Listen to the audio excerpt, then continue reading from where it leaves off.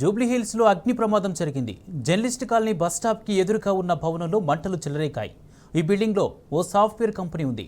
Parking ప్లేస్లో మంటలు చెలరేగడంతో భారీగా పొగ కమ్ముకుంది. దీంతో ఉద్యోగులు భయంతో పరుగులు తీశారు. స్థానికుల సమాచారం మేరకు ఫైర్ సిబ్బంది మంటలు ఆర్పివేశారు. అయితే నిబంధనలకు విరుద్ధంగా పార్కింగ్ స్థలాన్ని చెత్త డంపింగ్ కోసం వాడుతుండటంతో అగ్ని ప్రమాదం జరిగిందని స్థానికులు తెలిపారు.